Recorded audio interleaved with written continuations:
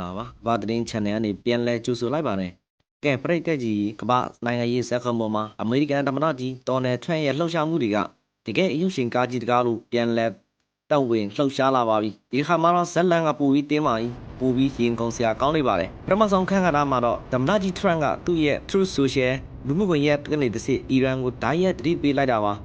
အီရန်ရေးနျူကလ িয়ার ကိစ္စဆွေးနွေးဖို့စော်ပွဲဝိုင်းကိုပြန်လာခဲ့ပါလို့ဖိတ်ခေါ်တယ်လို့နဲ့ချိန်ချောက်လိုက်တာဖြစ်ပါတယ်။ဖက်ကဘယ်လိုပြောလဲဆိုတော့အမေရိကန်ရဲ့အေယာမတက်တီဟာအီရန်ဘက်ကိုဥတီရွှေ့ရှားနေပြီးဒီရေသက်ကြီးဟာစွမ်းအင်တွေစိတ်ဓာတ်တွေအပြည့်နဲ့ပို့အရင်ဗင်နီဇွဲလားကိုလှုပ်ခဲ့တဲ့ရေသက်ထက်တောင်ပိုကြီးမားတယ်လို့ဆိုပါတယ်။ USS Abraham Lincoln ရေတင်နေမော်တီဥဆောင်လာတဲ့ဒီတပ်ဖွဲ့ကြီးဟာလိုအပ်မယ်ဆိုရင်အချိန်မဆွဲပဲမြန်မြန်ဆန်ဆန်နဲ့ပြင်းပြင်းထန်ထန်တောက်ပြန်ဖို့အဆင်သင့်ပါပဲ။ Trump ကဆက်ပြောပါသေးတယ်။ချိန်တွေတက်မကြတော့ဘူးနော်။အရင်တစ်ခါငါပြောတော့ကမင်းတို့နားမထောင်လို့ထိခိုက်မှုတွေအများကြီးဖြစ်ခဲ့ရပြီနောက်တစ်ကြိမ်ထပ်ပြီးရင်ဒီထက်ပိုဆိုးမယ်ဒါကြောင့်လက်နဲ့မပါပဲတသက်ရှင်းရှင်းလာဆွေးနွေးကြပါလို့ရာဇသံပေးထားပါတယ်ဒါပေမဲ့အီရန်ဘက်ကနိုင်ငံခြားရေးဝန်ကြီးအက်စပတ်အာရချီကလည်းငြိမ်းမနေပါဘူးစစ်ရေးနဲ့ချိန်ချောက်ပြီးလာခေါ်ရင်တော့တန်တမန်နီလန်ကအလုပ်ဖြစ်မှာမဟုတ်ဘူးလို့ပြန်ပြောလိုက်ပါတယ်အမေရိကန်အနေနဲ့တကယ်ဆွေးနွေးရှင်ချိန်ချောက်တာတွေမဖြစ်နိုင်တဲ့တောင်းဆိုမှုတွေရက်လိုက်ပါ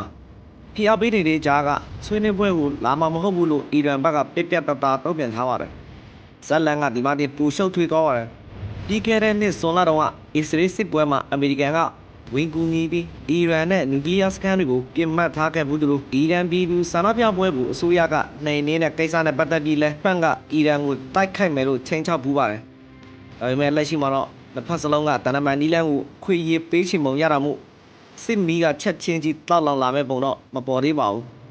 အီရန်ကလည်းအာရပ်နိုင်ငံတွေစီဆက်တွယ်ပြီးမိတ်ဖက်ရှာဖိအားရော့အောင်ကြိုးပမ်းနေပါတယ်ဒီကြားတဲ့ဇက်ကွက်အလှည့်ပြောင်းတစ်ခုကတော့အိန္ဒိယနိုင်ငံတွေဖြစ်တဲ့ဆော်ဒီအာရေဗီးယား UAE တို့ရဲ့ရည်တည်ချက်ပါပဲသူတို့ကအမေရိကန်ကိုဟဲ့လူခင်ဗျာအီရန်ကိုတိုက်ချင်ရင်ကျောက်တို့ရဲ့မြေရေလေဘယ်နေရာကိုပေးမတော့ဘူးနော်လို့ပြက်ပြက်တသားငင်းဆန်လိုက်ပါတယ်ဆော်ဒီအရှိမင်းသားရဲ့အီရန်ခေါင်းဆောင်တို့ဆွေးနွေးပြီးမှဒီသဘောထားထွက်ပေါ်လာတာပါကျွမ်းကျင်သူတွေကတော့အကယ်၍အီရန်အစိုးရပြိုလဲသွားရင်ဒေသတွေမှာပြိုပြဲဖြစ်မှာကိုဒီနိုင်ငံတွေကြောက်နေကြတယ်လို့သုံးသပ်ကြပါတယ်အမေရိကန်စစ်ဗိုလ်ချုပ်ဟောင်းတွေကတော့ဒီလိုအိမ်နီးချင်းတွေနယ်မြေပေးမှုဆိုရင်အမေရိကန်တော့စစ်စင်ရတာပိုခက်ခဲမယ်ကုန်ကျစက်တွေပိုများမယ်လေရင်တင်သေးမောတွေဒါမှမဟုတ်ဝေးကခြေကုပ်စကန်တွေကိုပဲအားကိုးရမယ်လို့သုံးသပ်နေပါတယ်အမေအဖြစ်နိုင်မှုတော့မဟုတ်ပါဘူးတဲ့နောက်ထပ်စိတ်ဝင်စားစရာဇလန်တဲ့ပုတ်ကတော့ဂါဇာကမ်းလွန်ဒေသမှာပါဟာမအဖွဲ့ကဂါဇာကိုအုပ်ချုပ်ပေးတာကိုပါလက်စတိုင်းပြည်냐ရှင်များကော်မတီTechnocracy လက်ပြောင်းပေးဖို့အစဉ်အသင့်ဖြစ်နေပါပြီအမေရိကန်ကကြားဝင်စစ်ဆက်ထားတဲ့ပြည်ခရက်စရေးသဘောတူညီချက်အရလူ15ဦးပါဝင်တဲ့ဒီကော်မတီကဂါဇာရဲ့နေ့စဉ်လုပ်ငန်းဆောင်တာတွေကိုစီမံခန့်ခွဲသွားမှာပါဟာမတ်ဘက်ကတောင်းဆိုတာတစ်ခုပဲရှိပါတယ်အဲ့ဒါကတော့အီဂျစ်နယ်စပ်ကဘာဖာဂိတ်ကိုဘာကန်တစ်ချက်မှမရှိပဲလွတ်လွတ်လပ်လပ်ဖွင့်ပေးဖို့ပါပဲအစ္စရေးဘက်ကတော့ဒါဇာကန်တွေကိစ္စပြီးမှလူတွေကိုပဲ